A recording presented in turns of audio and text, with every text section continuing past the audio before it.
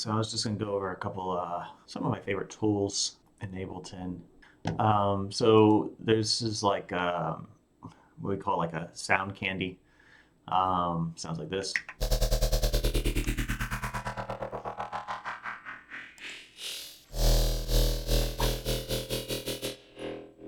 It's mostly the filter, but if I take off the filter, you get like the audio. What it's basically doing is I have a shaper where you set the amount, and then you set the rate to the grouped amount here. The shaper is mapped to the gain, and you just set it to where the max is at zero, and it just keeps going to whatever you think feels right, volume wise. So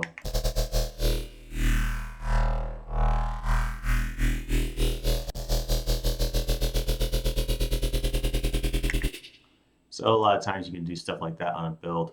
But there's another way you can also do it is if I turn this off and I get an auto filter or pan, and let's say I want to also group this, and then we can just put the amount all the way, put the phase all the way down. You could do it beats or you could do it hertz, milliseconds.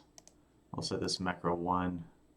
That way, if you wanted to, you could set a min max to however you want. So to say you wanted the max to not be more than, whatever, or, oh, whoops, sorry, rate. Let's remap the rate. There we go. So you can be a little bit more fine-tuned to how much you want. And if you switch, you'll have to remap. You can probably just go ahead and switch and then map. So this is going to be more important where, like, are we ever going to want to add 64ths? Yeah, it could sound pretty cool, but let's say if we were trying to get more like that. Yeah, right? And then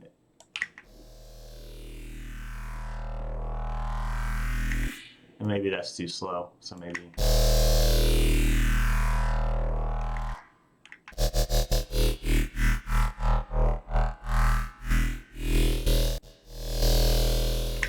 it's kind of the same idea.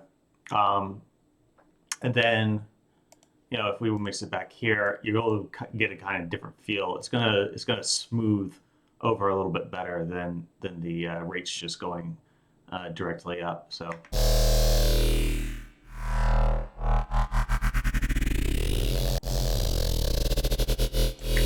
I usually keep it at hertz instead. But yeah, these are two different ways you could do it. These days I mostly just use the auto pan, but with this you get more control of the actual shape that you want. You could change the shape like this. You could change the phase if you wanted to add like some weird stuff going on. So let's turn this back off.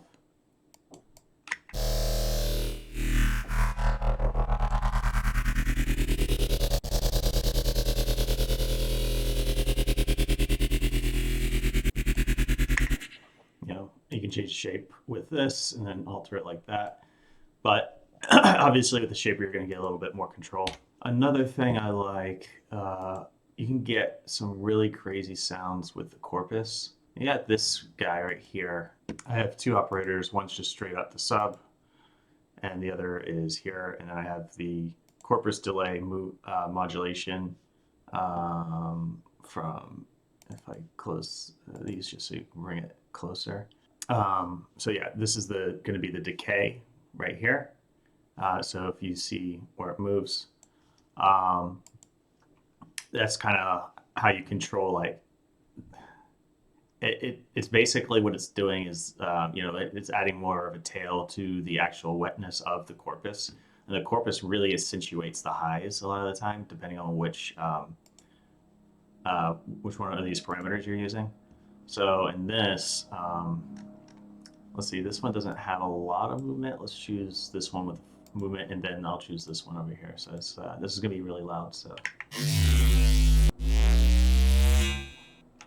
now if I let that go,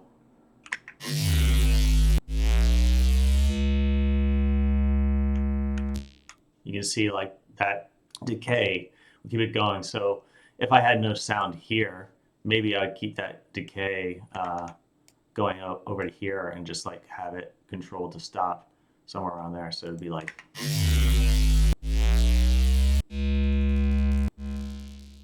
if that's something you wanted to do, it's kind of like you're almost doing like a different kind of washout. And then over here it sounds, and that's with the what filter? Yeah, so filtering it out so it's not too intense. All right, so and here's like another cool thing. There's a couple of things I learned from the AU5 tutorials. I really like the idea of using a reshifter.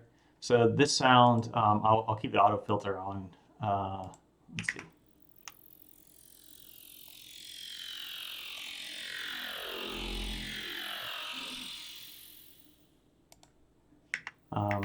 Let's do it without the filter, and also let's get some mini meters going. So off the filter.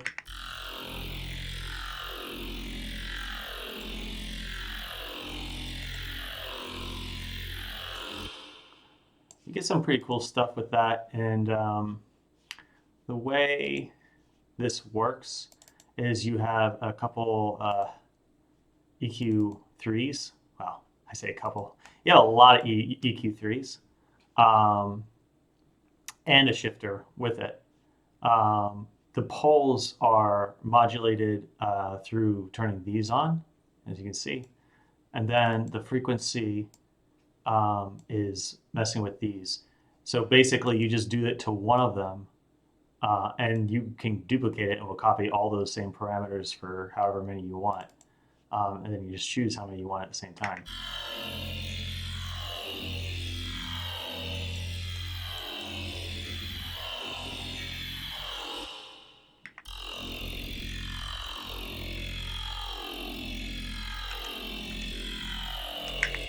Right? So you can, if I unload that, and then, you know, you can get really crazy with it and keep adding a whole bunch more if you want more movement. This reshift is basically these two right here. So it goes a course of minus 1,000, right, kilohertz, and plus, and they just move the opposite direction. So technically it's staying somewhere in the same frequency range, but okay, now we have the notch filter. So it's going to sound something like this. So there's a couple. Is it this? This is the washout. This is the notch. So this is not strictly Ableton. You can technically do this in Ableton, but if you pull out an auto filter, the decibel per octave doesn't go quite as long. It's hard as both snap heaps, kilohertz filter, nor Fab Filter's Q, Pro Q. So you could choose a Pro Q instead, or this, and you can be doing some shenanigans. But let's say pull the auto filter. You can see how this would kind of correlate is you would do something like this, and then you just increase the resonance. So you could find a LFO, right? Group these, resonance, and just out of, like, let's just say the max we want it is, I'll just say that, right?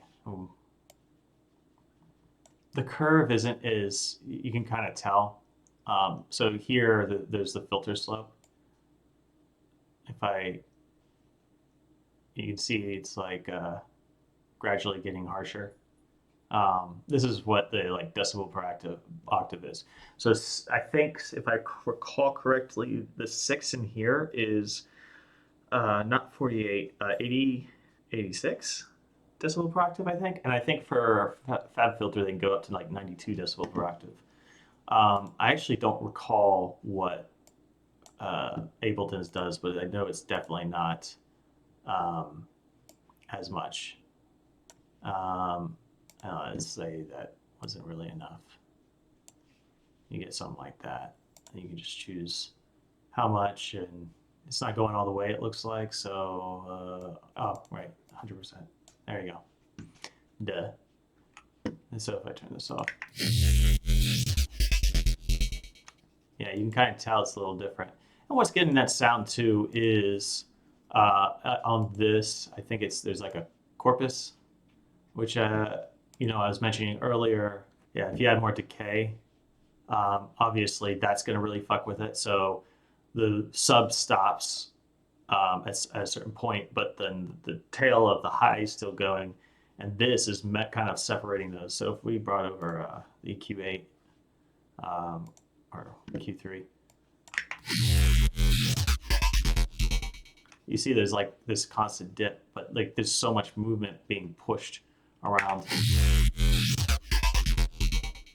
And obviously the slope of the pitching of the sub, adds to it. So that's a cool thing. Again, this is not strictly for Ableton, but it's one of my favorites. And then Ableton wise, this sound, I actually really enjoy this, how fat this sounds. And all this really is like, and you can choose the tone. Wait.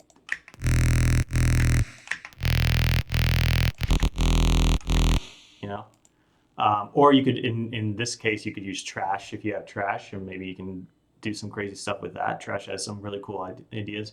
But basically, the idea is all this is a sine wave, a saw wave, and then I just completely like dip the whole low end, which allows me to boost the fuck out of, like, you see the gains all the way up to 10, the treble is all the way up, the bass is all the way up.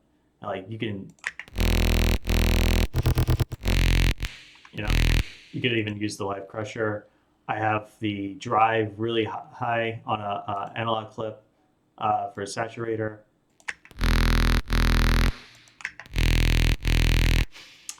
Yeah, I don't know. Sometimes doing stuff like this where you lower frequencies like by a lot and then just increase it with drive or saturation or distortion or something like that, you can create some pretty cool stuff.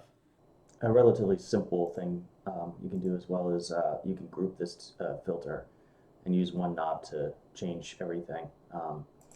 This isn't uncommon knowledge, but I always find it easier to mess with the resonance and then gradually changing the range as it goes. So for like this sound, if I just turn this off,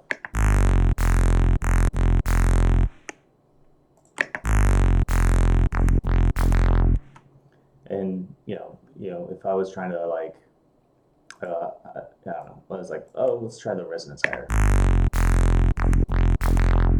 make it more bubbly, or make it a 24 cutoff, or let's say, okay, I prefer the 12. Hold on. For the 12, I'll just map. Maybe the range isn't going as low as I'd like. Like now it's getting like really in there. Maybe I'll bring it down to, I think this is F, so somewhere around like 50, I think. That's just like right at the cusp of the sub. Let's bring the resonance down a little bit.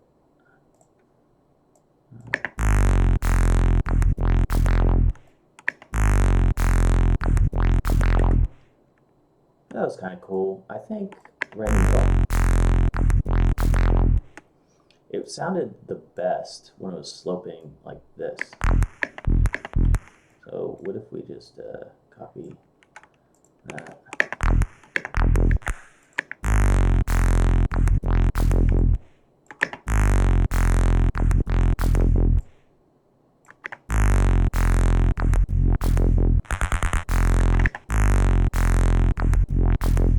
Yeah, that's kind of cool. And then like just to make it a little different, maybe make this middle one slightly.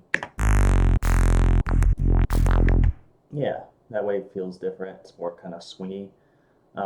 And so also I set it so like when it's at the top, or at the bottom, it's off. You can do the vice versa as well. So the way this would work is you just get an auto filter, and then you're just going to group it. You'll set this macro 1. You can also alter the resonance so it kind of goes up or down. So let's just also do that, and then that. Let's say whenever it's up, we want this off. So I think that I always get it wrong the first time. Yep, okay, that works. And then, okay, and then let's see, say at max, the resonance, we're gonna want it no more than probably 54. And when it hits the bottom, let's put it at probably about 22.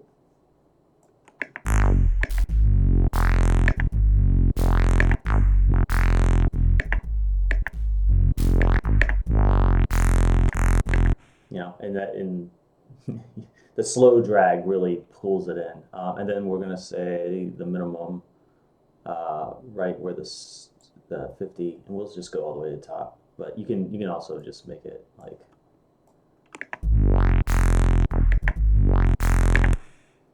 right. So now we're getting that. Starting at the bottom, making its way up.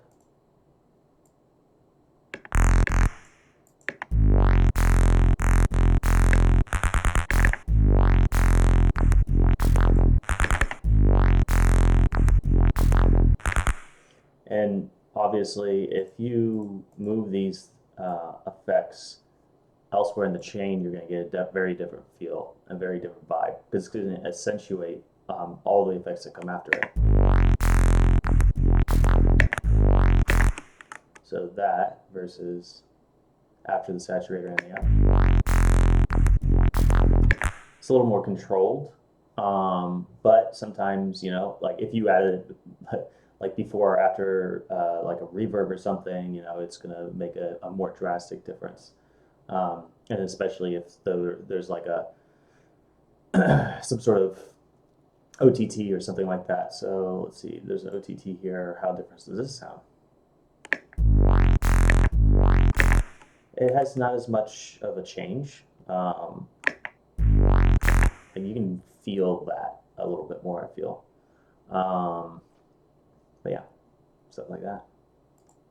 So if you went through this far in the video, I'd like to congratulate you, or, you know, thank you for being bored. So let's go back to the sound candy thing. You know, you can do more, obviously, to mess around, try new stuff, as opposed to just like straight up, like more straightforward approach.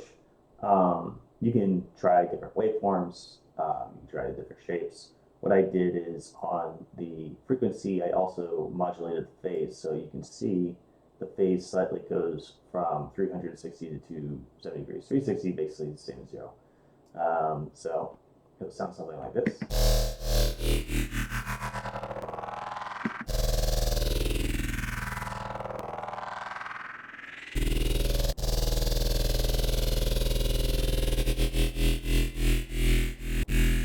And it's just interesting how the different waveforms really make a difference. So.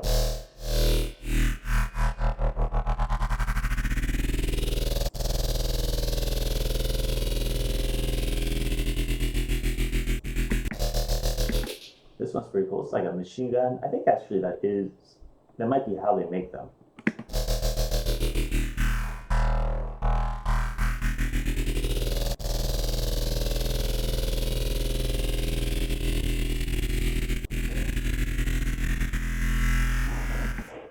I don't know how I feel about the random. If you were to take it out, you could, but we'll keep it in there for now.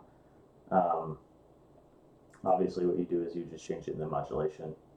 And then let's, maybe we want to fuck with the shape too.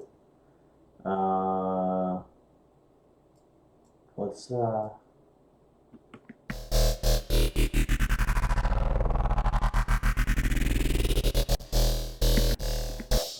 we could do it the opposite way. So start at 100 and goes to 0.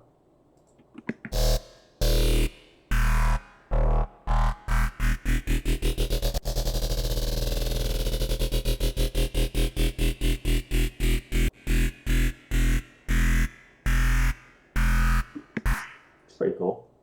And then, you know, if you have an LFO and you want to just say, hey, fuck it, let's see what happens when we just keep adding stuff. How odd is this going to get?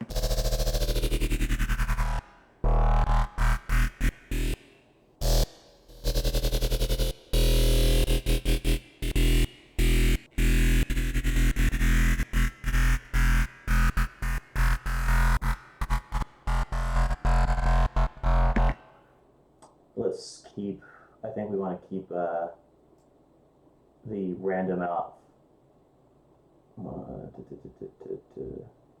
There we go, that'll get the random off.